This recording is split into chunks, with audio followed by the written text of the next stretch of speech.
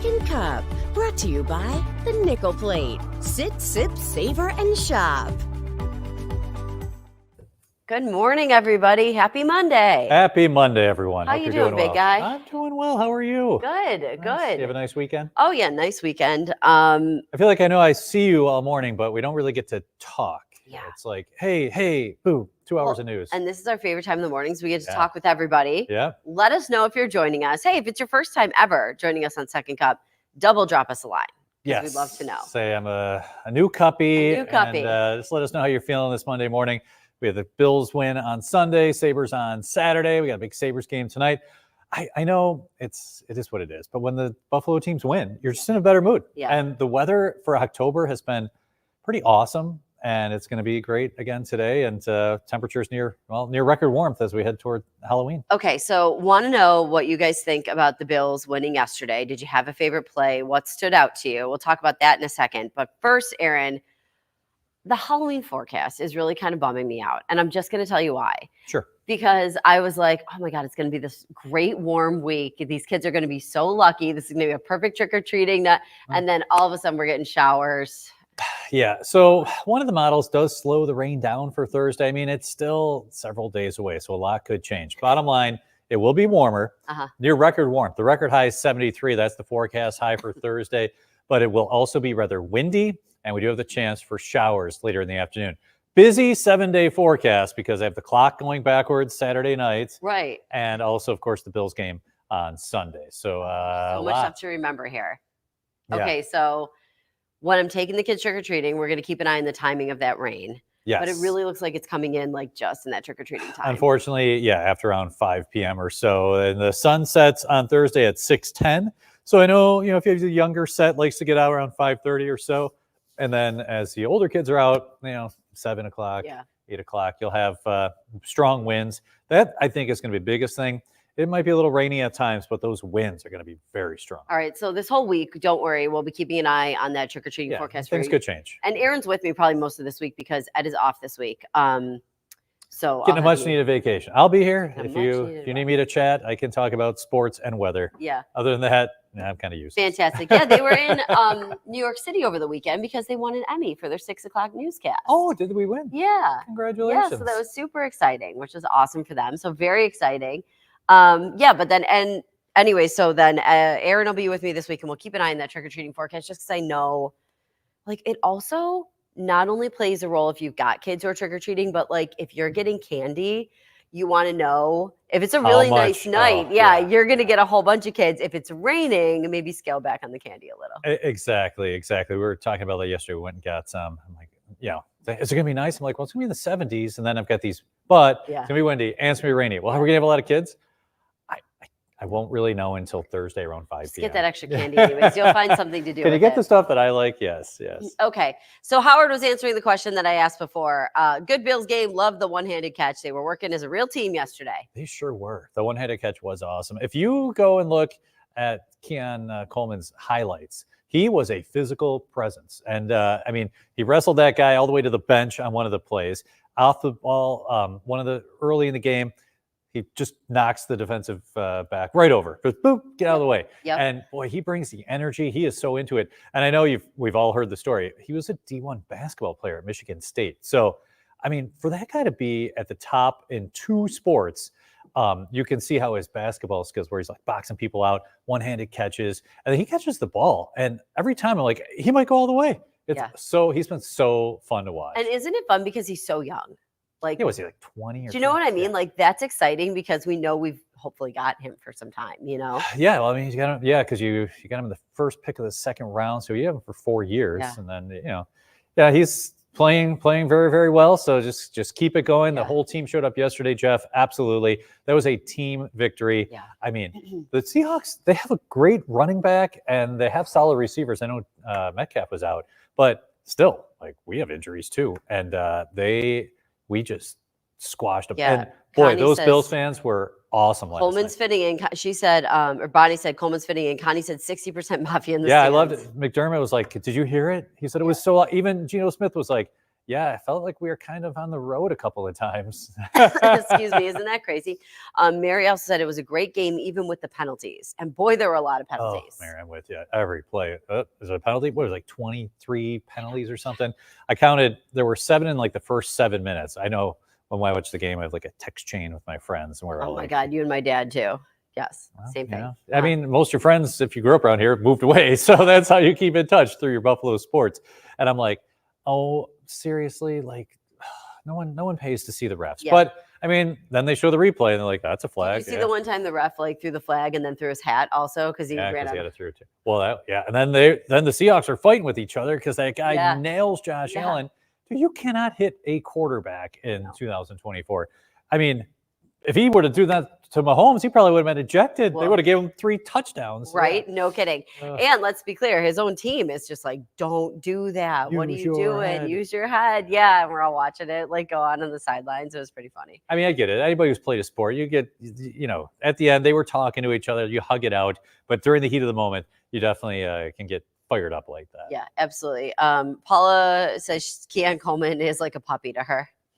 I totally see that. He's just so sweet. He seems like this sweet little thing. thing. His commercial with there's some commercial he has. Maybe it's with hotels.com or something. So cute. And he's doing something at the Maid of the Mist, and they just have him mic'd up and they kind of take the best of. Yeah. He's hilarious. Oh, he's adorable. Yeah.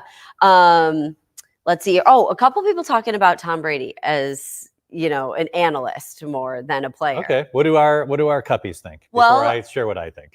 Becky said she thought it was funny when Brady said Ed Oliver asked him if he missed him. I thought that was funny too. Yeah. I think there were a lot of people earlier saying that they liked Tom Brady in this role. So yesterday was like, what is going on with the universe? I was cheering for the Patriots beat the Jets. Yeah. And I was like, I even said out loud, I can't believe I'm doing this. What? Cheering for the Patriots. And then I'm like, wow, I also am finding myself enjoying Tom Brady's insights. He was very complimentary to the Bills. He said he always met with Jim Kelly before the games. I thought that was interesting. I loved how he was like showing the football. It's like, this is how I want it dried off because this side's wet. And I'm like, these are fascinating things that you can't hear from someone who's never played the sport. It's the little things. Danielle says she thought Brady did well. Sarah said he is so handsome. Oh, he's dreamy. Yes. Heard it here first. He's but he is, and he could probably still play. She says Brady needs to go. Bonnie's. I've enjoyed the fact that we got him yesterday for the national game. I was fine, and he was funny. He's like Bills fans where when I'd get on the bus and go there, they always had some interesting things for me to see. And they did. Yeah. And the ride home, the flight home, we'd always have some alcohol we got, and it was. He owned us for so long, but he's what are you gonna do? I've come to appreciate him now that I'm older. When he complimented Josh's caboose. Yeah. Peter says he agrees with Aaron. Lori says he's too arrogant for her. Really? Yeah. You didn't dislike him. You didn't dislike Way him. Better. Thanks, Diane. Oh my gosh. Collinsworth's a mute for me. Bart mute. He's like, oh, even last night, he's like, oh, where's Patrick Mahomes? Like, and then really quick, I just want to bring up, good morning, honeys. Happy Monday. Oh, Mom. That's right? Aaron's yes. Mom. Hi, Mom. Good morning, Mom. I saw my mom's here too. Oh, we get the moms watching. That's how I like, yes. That's awesome. This is nice. Shirley says her niece lives in Seattle. She said, at least Seattle was very nice to their visitors. That's great. That's cool. I mean, I'm thinking if you moved from Buffalo and you went from anywhere, anywhere along the West Coast or west of Chicago, maybe you're like, because even Chicago, Seattle, that's direct flight, easy flight. Want to do one game a year. I hear Seattle's beautiful. I've never been there. Yeah. One of my friends was just saying how much she loves Seattle. She's like, it was so cool there. It is just like beautiful scenery. Like it's a really cool city. Yeah. And you're like, I like to go to an away game. Those are fun. And you go and, you're really into it. You spend a ton of money. We're going to buy all their alcohol in their bars. So they're probably happy with that. Like an away game somewhere where it's going to be warm and not raining on me.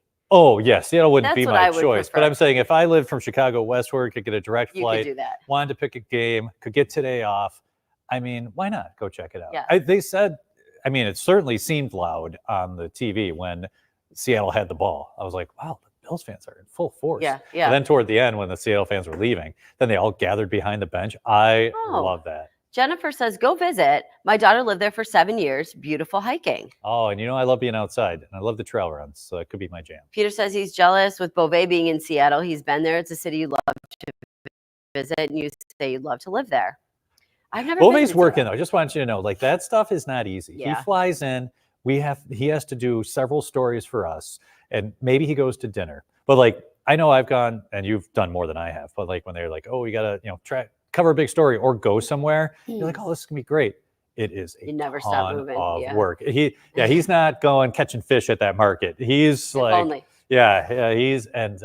he's got to get stuff on. You have no idea the obsession with social media and the Yeah. media. So he's doing all that. Yeah. He's busting. He does a good job. He does. He's living his dream. I mean, he's a kid from Western New York who wanted to cover sports. Who doesn't? Yeah. And he gets to do it. But yeah, I give him a lot of credit because that is a lot of work. And then he'll be back here. And then, hey, don't plan anything if you're in the Beauvais family from, say, July through hopefully mid-February. Yeah. Howard says Beauvais took his wife and was going to go hiking. He told that to Studio 7. Oh, okay. Maybe he got a day or two to like kind of chill. Yeah, maybe he's. I hope so, because when you get out there that whole way, that's a long trip. Or maybe he said, "Hey, Mrs. Beauvais, you go on a hike, take some pictures. Let me know how it is. I've got to go. I'll Photoshop myself into that. I'm just kidding. I got to go cover all this bill stuff." Yeah, Julie says living out a suitcase can be really tough.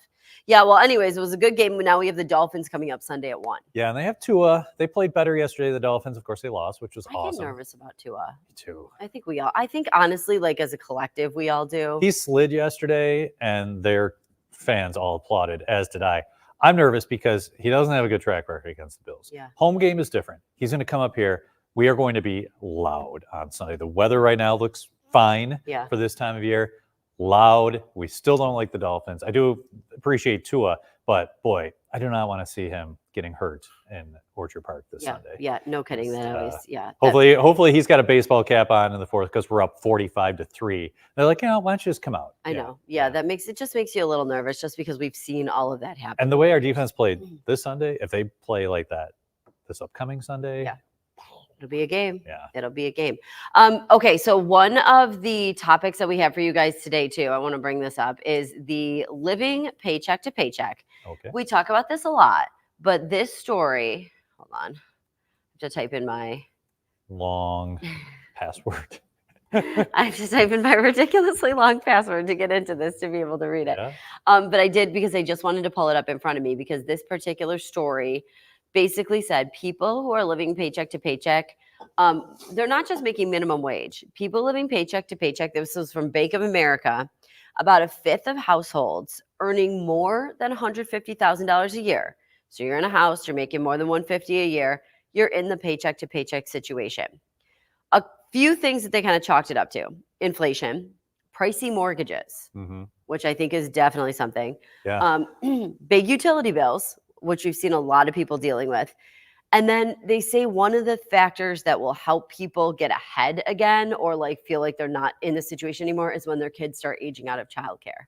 Oh, yes. Childcare is a huge expense. Yeah. I mean, mine have aged out of that, but now we're in college, so you deal with that. So, I mean, I've got one more semester to go with one, and then I got a few years break. Yeah. So what do you guys think, like, of this 1/5 of people in a household making more than $150,000 is living paycheck to paycheck? I think the thing is, you get to these points where you're making more money, let's say throughout the course of your year. Maybe you got married, maybe you've got a partner, whatever you make. But like with more money, you end up taking on more. Yeah. You have a child and then you need a bigger car and now you have a bigger car payment. You need a bigger house and now you have a bigger house payment. You know what I mean? Like that stuff all comes together. The circle of life. And then one day your kids are gone. You're like, we don't need all this space. So I know, Aaron, that's on the horizon. You're like, it's coming. Howard says the more you make, the more you spend. Yeah, that's a common theme, Howard. I agree. I think, you do get a raise, or maybe you travel more, or you put it on your credit card and say, I'll get to that later. Yep. And, it's easy to fall into that. I know, thinking both of us, we're pretty frugal. If Ed were here, he might be better at this. I know. Yeah. He'd have a lot to say. Sarah says, oh my God, we were done with daycare in December and it was huge for us. Yeah. It's so expensive. Congrats, Sarah. Yeah. And then like, say, I know I paid off both our one car, and then you're just like, oh, nice. You get like, you don't have to pay that now this month. And that's a nice change. And then once you pay it off, like it lasts for a little while and then something happens. Well, then you have to replace the roof and there it goes. You know what I mean? Like it's always something. It's always something. Howard says TV and internet access bills can be really ridiculous. I agree. You've got to keep an eye on that stuff. Yeah. And a lot of the times if you call and bring it to their attention, they don't want to lose you as a customer, so they'll kind of work with you a little bit. I got a bill that I noticed in the last couple of months really went up. And on my list of things to do today is call blank. And if I don't get, I'm going to go elsewhere. That's the beauty. You're still free to go wherever you want. Yeah. And if I'm going to be like, hey, if this doesn't work, I'm out. So yeah, that's on my list of things to do today. Yeah, there you go. Diane says any raise she gets, she likes to put into her 401k. Very smart. That's super smart. That's exactly what you're supposed to do, Diane. Yep, exactly. Shirley says, we retired. I wish we could make 150. Jason says childcare could be expensive. My mom and I watch our nephews. That's great. Oh, that is nice. Really nice. Anita says, we live paycheck to paycheck, but we also do a lot of fun things that we work towards. You got to do that. Yeah, you have to live. I'm with you, Anita. Like we saw, I think you saw during COVID, one day you could wake up and everything could be closed. Yeah. And so I think a lot of people, like we did the travel stories that people are like, yeah, I'm just going places now because you just never know. And, things happen and I'm with you. If you save up, do you have that rainy day fund? Or I'm always looking forward to something. I think you always have to have something. Speaking of the travel story really quick, and we'll come back to these comments in 1 second. I thought it was interesting. We had a story today saying that when people travel, remember how we used to get like a t-shirt or a mug or like a magnet as like a little souvenir from somewhere? Like, stuff. Now people are going like, yes, for experiences, but the specific experience they mentioned was food. And I thought that was like interesting because people were like, I want to have coffee in Costa Rica. I want to have tea in China, like specific food items that they were going places to experience. That is really cool. And like that was their like more than a takeaway, something I'm going to bring home. I'm going to take that experience of eating X, Y, and Z there. It's only so many t-shirts you can wear. You know what I mean? Yeah. So. Like I'm going to have a beer in Germany. You know what I mean? Like stuff like that. Yeah. One of those festivals. Kind of cool. That is a really cool. I never even thought about that. I don't know. I've never flown across the Atlantic, so you'll have to go sometime. I'm gonna have a pizza in Italy. Pizza in Italy. Bob says people have to sit down, prepare a budget, and stick to it, and no credit cards. Yeah. And I bet that if you're finding yourself in that situation where you're paying back a credit card, Bob's advice is spot on because if you knock off that credit card and you put out the cash, like you really feel like you're spending. If you put out the cash, I was about to say the exact same thing. If you pay things with cash, you'll be like, whoa, this is not, I'm spending a lot of things on stuff I don't need to. If you like set aside, you're like, I want to spend X amount of dollars per month on like fun stuff. Sometimes when you start taking out of that and you see how much is left, you're like, oh boy, because the credit card's just so easy. Yeah. You don't see it. I'll deal with it later. Even when I have cash, I'm like, just put it on the card. Well, you get your points. You do get your points. So like, sometimes you're like, yeah, I'm going to put that big purchase on there and I get that. But, even sometimes you just throw it on the card, even when you have the cash to spend. Sarah said she really liked that idea. She likes to take vacations for fun and food, not the souvenirs. I know, I do too. I like that idea. Jeanette says, I did this for a little bit and I thought it was a great idea too. Pay your groceries in cash every week, turn into an amazing money saving habit. When I was price tracking, I was doing that because I was going to Aldi specifically. And I liked to try to get under a specific dollar amount. Okay. And you kind of feel like that when you're spending the cash. I feel like it always just was a nice little, I set X amount because groceries are another way where you can really spend. Yep. I know. And I'm looking at someone over here who I know he's probably like a impulse buyer at times in the grocery store. Oh, yeah. I'm thinking I save a lot of money by using Instacart or the Walmart delivery or something like that. Yeah. Because if I were to go to a store, I definitely would impulse buy on, look at this ice cream I've never tried. Yeah. And I get that. So I feel like I save by having the groceries show up on my front porch. And then, I buy that See, that's funny because even though there's a markup on those, you feel like you save because you're less of an impulse buyer. Save the time, fewer impulse purchases, and time is money. Yeah. And also you cost gas to go to the car and stuff. And I think the time saving, sometimes it'll be like, oh, it's $3 more if you get it from 11 to 1. I'm like, go ahead. Yeah. It's awesome. Diamond says, if this is the case for people and households that are making $150 a year, imagine a working family between 50 and 80. The struggle hasn't let up. It's consuming higher income family. Now we have to speak up and push for relief with the prices around the country and these bigger companies. I mean, she's right. Yes, the more you make, the more you spend, like some people were saying, but also there's so many people just in that we're living that paycheck to paycheck life and it's a struggle to save. Yeah. And you're one, flat tire away from being in a real bind. So yeah. It's always the worst when you come home and something's happened at your house and you're like, no, or something happened to your car. Exactly. Yeah. It's just, there's always that thing. Yeah. Question, excuse me, bless you. for the Cuppies. Has anybody early voted, or do you prefer going on election day? Do you have an opinion when it comes to voting? I'm just gonna go on Tuesday. Oh, you're gonna go election day. Oh yeah. Really? It doesn't that you're down to go election day, even if you got to wait in a line or something. I go pretty early. There probably won't be a big line. Yeah. I mean, you're seeing the lines right now. I mean, it's because they only have a handful of places open. They've got a few places open, but there are a fair amount. My guess is that we probably got there, if I had to guess, before the doors opened. Do you know what I mean? Because they open at noon, so it was like noon to 9.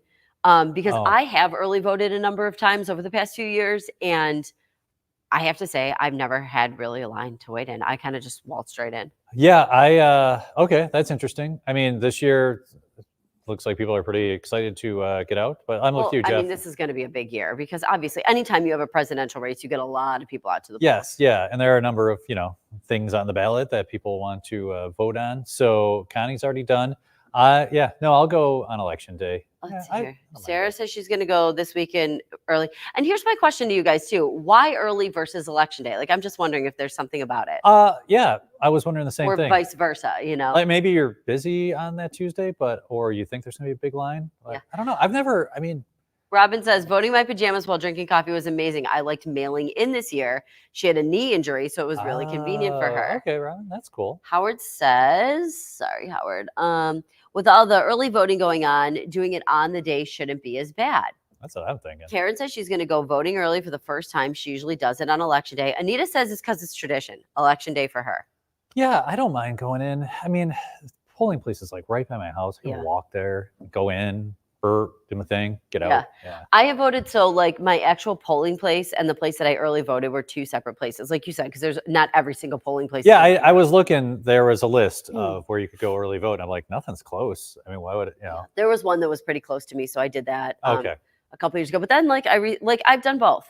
I kind of preferred the early voting just because you're like done, and then on election day. Have you ever had those moments on election day where, I mean, I don't really think it happens for a presidential election, but some of the other elections where you're like, it's Tuesday, or you're just about to like run an errand, you're like, oh my God, I didn't vote. Yeah, that'll happen. You're right. But this one, I'm pretty sure we all know. Right.